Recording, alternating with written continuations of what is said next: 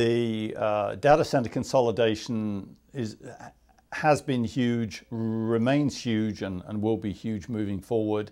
The fact that former federal CIO Vivek Kundra set a fairly aggressive number of data centers that were to be closed.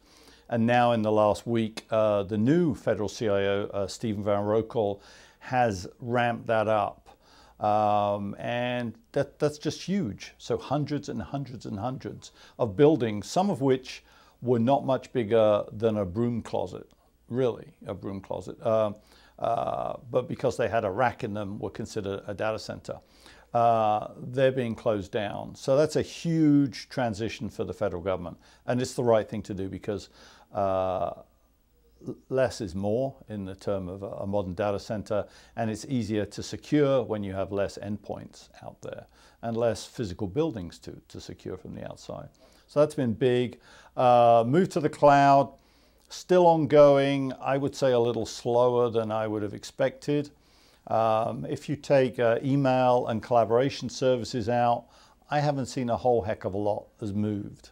There's a lot of talk, there's a lot of experts talking, but I have not seen that much movement in the federal government.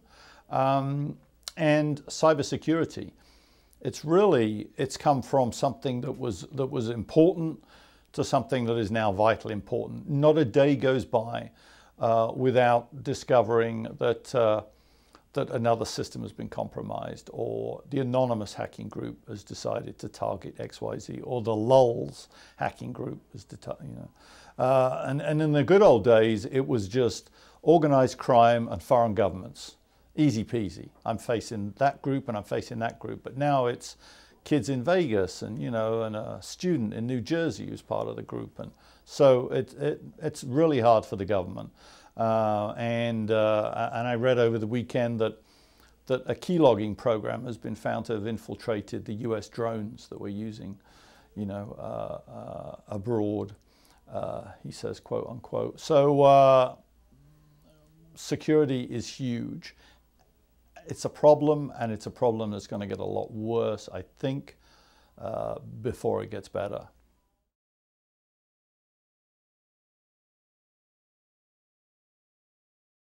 Well, being tasked with doing more with less, which isn't terribly unique, but still it causes problems because everyone's favorite pet project is probably going to be the one that gets cut.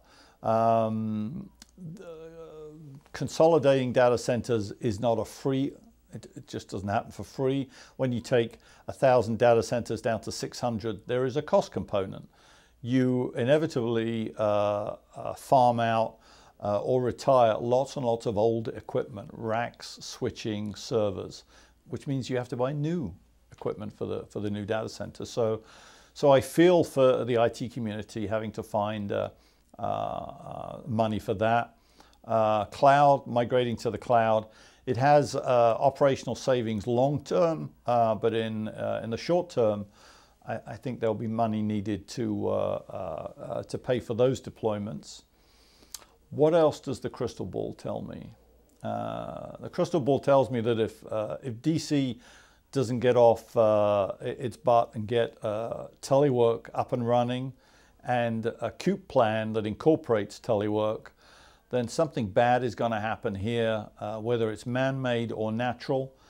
And this administration, these federal agencies, for the most part, will be ill-prepared to cope with it.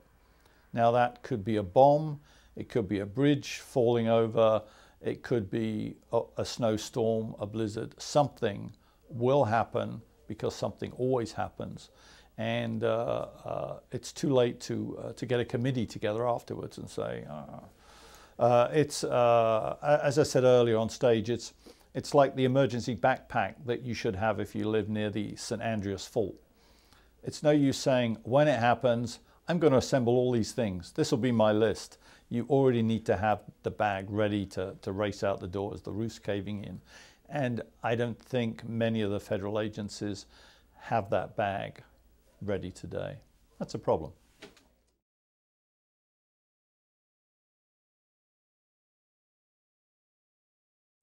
If I had any strategic advice to federal IT executives, it would probably be that companies such as Intel are your best ally. Yes, we're indirectly selling technology to the government, but we are not that much different to government. We have the same concerns.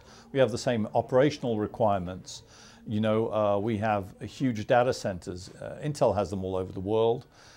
Some of that data we want to share with a wide audience, and some of that data we want to keep very, very secure because we need to maintain our competitive advantage, because we have competitors and we have foreign governments that would love to know how a Xeon chip is put together for obvious reasons.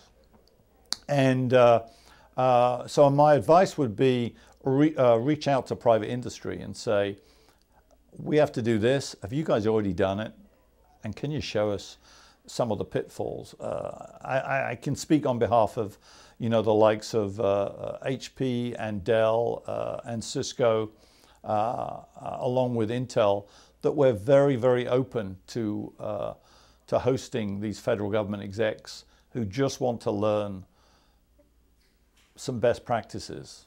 And we have plenty of best practices. You know, we hosted a federal agency recently, and the question was asked, well, okay, Intel, how many servers do you have online? I said, well, how many do you have online? And they said, well, we have 17,000 servers online. And that's a fairly impressive figure. Well, we have 82,000 servers online today. It's like, oh, really? Well, maybe you do know a thing then about, you know, making a more efficient data center, you know, securing that data center, et cetera, or building a data center that doesn't cost so much to build, power up or cool down. So I would say, you know, reach out to your counterpart and say, we don't want to do this twice, we want to do it once. Does Intel have the time to sit down with us and look at what we're trying to do and tell us if we can do it better? And absolutely we will do that, you know, 7 days a week.